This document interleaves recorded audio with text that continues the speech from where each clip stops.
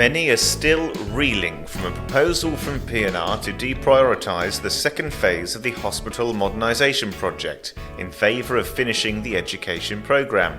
It was a decision made in the wake of a stalemate GST debate where the states failed to make any positive decision about how to raise additional taxes. It led to a review of the capital projects portfolio and, coupled with skyrocketing construction costs, has seen P&R have to pick and choose what can be done with dwindling public finances. During the first of a series of podcasts with Express, the president of P&R, Deputy Peter Furbrash, explains how we got to this point and why the decision was made. Thank you very much for coming in today. It's a pleasure. I know it's probably been a busy couple of days for you because timing was right that yesterday P&R dropped its capital portfolio, reshuffling its proposals. Yes. And so this must lead to a busy couple of days for you. Yeah, Questions and being quite raised. rightly so, because, the public are entitled to know. They knew what was intended. If there are to be any changes to that, they're entitled to know what those proposed changes are as soon as we can announce them, and that's what we've done. But we've just said what we think. It'll be for the states to decide in July. They may disagree with us. And so, really looking at what has been changed and moved around, there are only a couple of really big pieces that have been shifted. And of course, the biggest one is the hospital modernisation project. Yep. Phase 2 has kind of not been shelved, but put into the pipeline. How difficult a decision was it, and what was the decision process around choosing a sixth form centre over a new part of a hospital? Well, we weren't choosing a sixth form centre over a hospital. We were choosing a transformation education policy. And that's much more than the sixth form centre.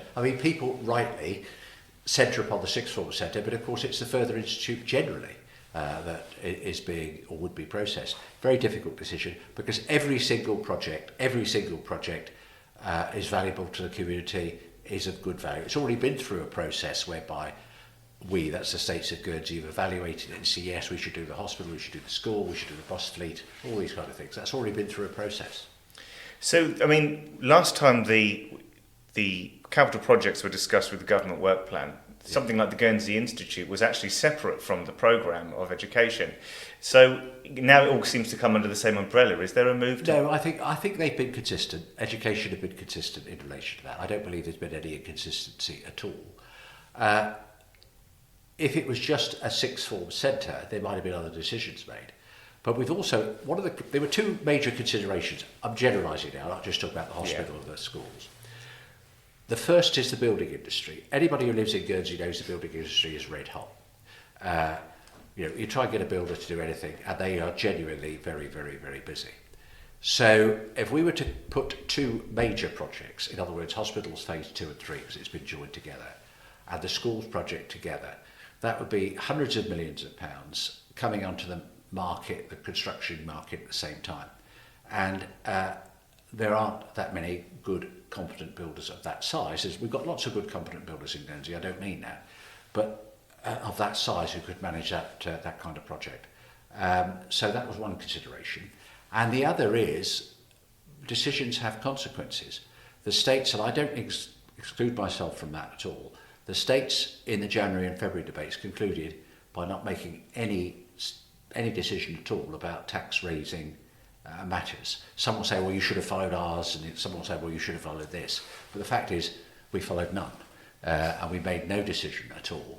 And that means we're not going to have the money going forward to do all of these projects, even if we wanted to, without borrowing significant sums of money. I was going to touch on that specifically. Has this some of it seems a little bit brutal, I suppose, but kind of necessary. But is it really a direct consequence of the GST stalemate? It's certainly a consequence. It's certainly a significant consequence. It's not the only consequence, because the other one is what I've said about resources. It's not only money, it's having people to do the job, facilities to do the job, etc., etc. The people realise they're doing an excellent job in hospital phase 1. Everybody tells me that. I thought they were going to be completed late summer of next year. But when I spoke to two of the principals of that company earlier this week, they were saying they hope to be finished sort of about March, April time of next year in relation to phase 1 of the hospital project. So what kind of time frames are we looking at now with these projects that are being moved? Some of them will go, it will depend when the money's there. The head of Treasury at P&R is Deputy Mark Hellier, very sensible, balanced person. And he will make the point, if he was sitting here rather than me, to say, look, we can only do it when we've got the money. So I can't say next year, 2 years, 3 years' time. And in any event, even the things that go ahead, let's say the states agree with us. Yes. They won't all be completed by the 30th of June 2025 when this term ends. They'll be in train. Some will be completed, some will be halfway through, third of the way through, etc., but they'll be started. And so it's been about a day now since your proposals were made public, I suppose, and heads of presidents of committees have got to get to grips with what that might mean. Yeah. I mean, what do you make of the feedback so far? Because clearly HSE, unsurprisingly, is we quite... we spoke to Health and Social Care, Deputy Murray and I, as representatives of P&R, just to make sure I get it right, last week. We told them last week-ish, I can't remember exactly the day, that we went and see them and said, look, this is likely to be the choice that we make. We don't like making it. It's not one that we say yabba dabba do to. It's a difficult decision, but this is the decision. And naturally, but very constructively, and they may disagree with us, and they may advocate otherwise, and they may or may not be successful. It's a civilised, balanced conversation.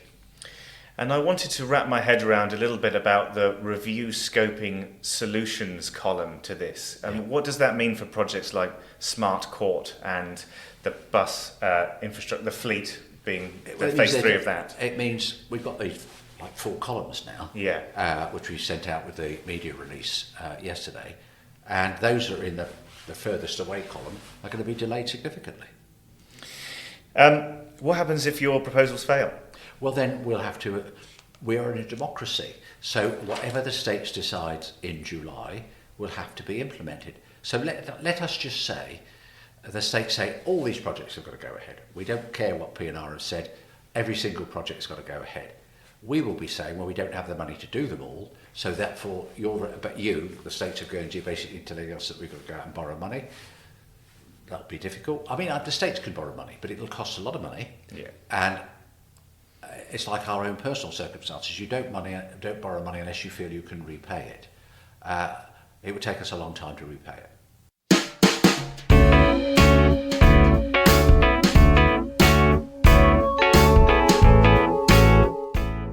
Thank you for listening to the Bailiwick Express podcast. The title track was Shift My Weight by Luno. If you enjoyed it, I know it's a pain, but please like and share. It all helps, and remember, you can hit bailiwickexpress.com to stay right up to date with whatever is happening in the Bailiwick. You can find us online, on social, on email, and on internet radio. There'll be more from me, Matthew Leach, and all the Bailiwick Express team next Friday.